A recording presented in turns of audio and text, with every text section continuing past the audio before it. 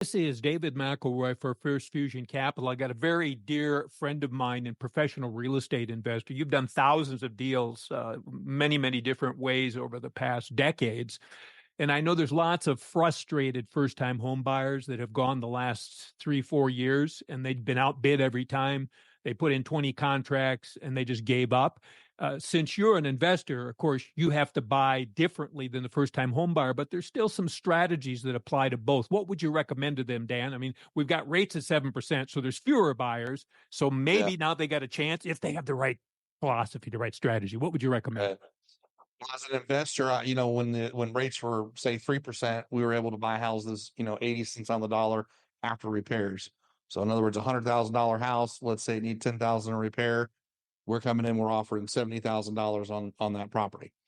Now that the rates are more than double, right, 7%, then our buying criteria has lowered, and so we're now looking to purchase properties at 70 cents on the dollar after repair. So if you are just a traditional home buyer, then the strategy that I would recommend and that we do use also in the investing world is instruct your agent to look for properties that are, say, outdated. So they don't have updates. So the bones are good. So you've got, good roof, good HVAC, good foundation. Those, the five majors, those are good, but it just needs cosmetic updating. It needs paint, maybe some new countertops, maybe the bathroom needs to be remodeled. Buy that house. I think you make a bid on that property, either at asking price or maybe even a little less, and then move into the property and then fix it with one room at a time. So start with the bathroom, start with and then do a kitchen next, and then do the other bathroom. Painting can be, you can DIY your own painting. You and your significant other can have a paint date, if you will, and do that. One of the things I would suggest is there's a lot of properties on the market that for whatever reason don't sell, and so the listing agreement, in other words, the agreement that they have with the agent to sell the property expires, and so those are called expired listings. I would recommend that your agent look through expired listings, see what hasn't sold. Have your agent call up the other agent, find out, hey, what's the story there? Why does the seller need to sell? What's their situation? How could we potentially come in and work a deal? Even though the house is now off the market, I think that the seller would be a whole lot more open to, an alternative offer, maybe a lower than asking offer, because they've already gone through plan A. They've already listed with their agent. They've already asked for the market value, or, whatever the price is. It didn't sell. And so now they're like, well, what now? What do we do now? And so those sellers, I feel like, would be a little bit more soft to a reasonable offer from, a first-time homebuyer. And have you find that if we divide sellers into two broad categories, there's those that were willing to sell if they could get a price no one will pay. So that's Yeah. not going to work. But there's a large group in there that have a need to sell. They still need to sell. And maybe they're puzzled why their house didn't sell. But if they need to sell, now maybe there's a deal to be had, depending how much they need in cash to move, what they owe, all those things. But that's just part of the fishing expedition. Sure. I mean, in this market, you just have to get creative, David. I mean, in the 3% market, you know, um, one strategy works for that market. Now we're at 7%, and so you have to shift your strategies. I think the agent is very important. Buyers agents like to look at properties that are in the market, make a traditional offer, make a traditional sale.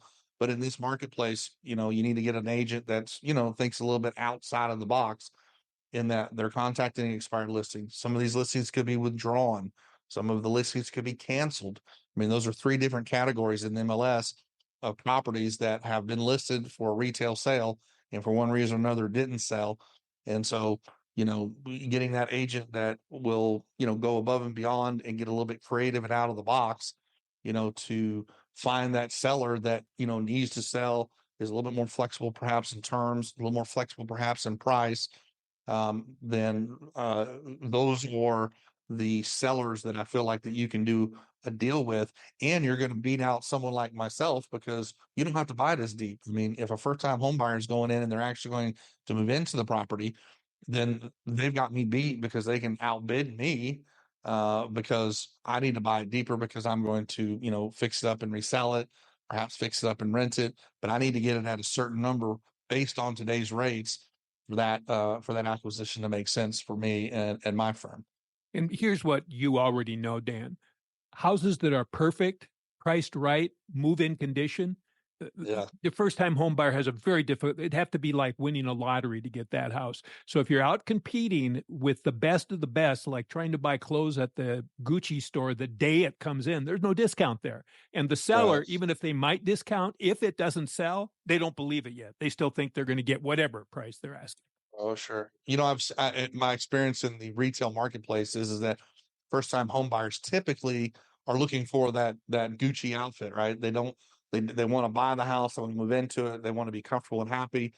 They don't want to DIY, they don't want to, make repairs, but we're in a different market. So in a different market, you have to change your strategy. You have to change what you're willing to do.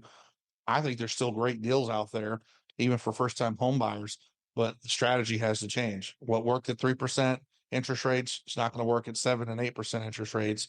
You got to get outside of the box. You got to find that agent, that can be a little bit creative, doesn't mind picking up the phone, calling some other agents, even if the listing is withdrawn or canceled or expired, to find out what the story is, the situation, and see how that agent's first time home buyer can mesh, with the seller's needs and what they're looking for. So you need to find a partner that's willing to do the work to find you a deal. They're not just laying there in front of you, buy this one, it's discounted, it's still not in that bad a condition. It's not going to say that, Sure. right? You need to 100%. I did one earlier about going on Zillow. Now, Zillow, of course, isn't everything, but for someone that's not yet with an agent, isn't ready to take that step, but knows what they're qualified to buy, they can go on Zillow, they can pick their neighborhood, they can pick their price range they know that they've been qualified for. And then in the more section, they can do a drop down and put properties that have been 90 days, 120 days on the market, and then look at the pictures and then see if the pictures, which maybe look nicer than the house does, but you got to start somewhere, right? And then look down at Sure. this estimate. Now, estimates are not necessarily accurate. There's a range of error that can be there, but it gives you something.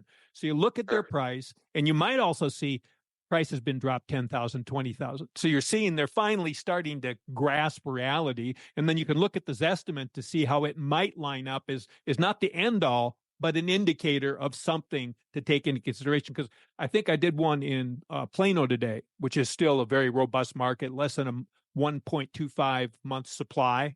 So a balanced market would be 6. So obviously they're still selling very fast up there. However, in Plano, I found stuff listed past 90 days and I started noticing price drop 10,000, price drop 20,000.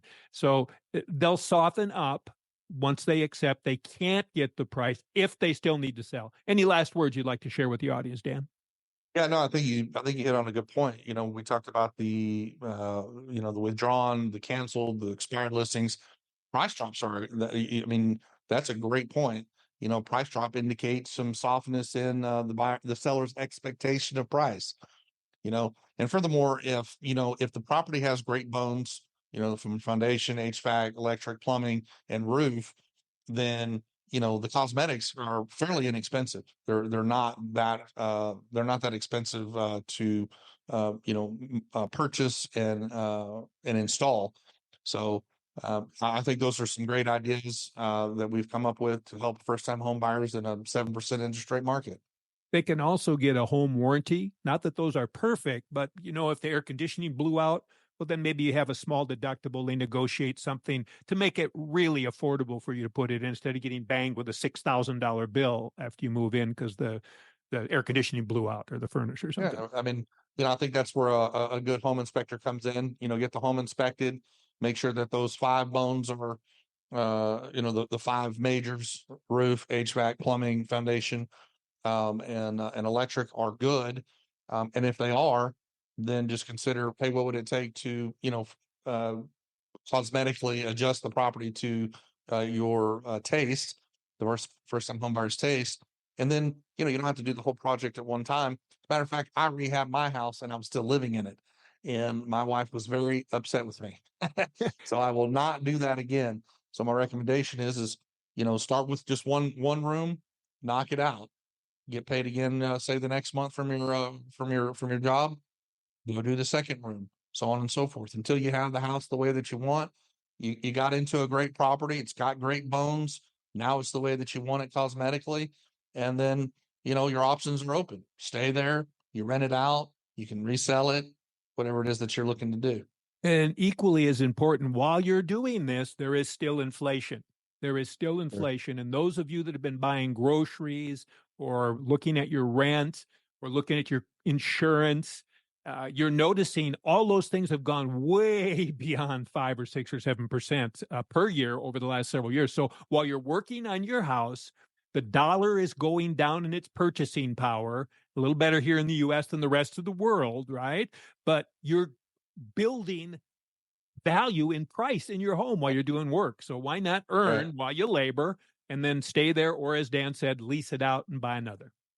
Yeah, I mean, there's actually a term for what we're talking about. It's called house hacking.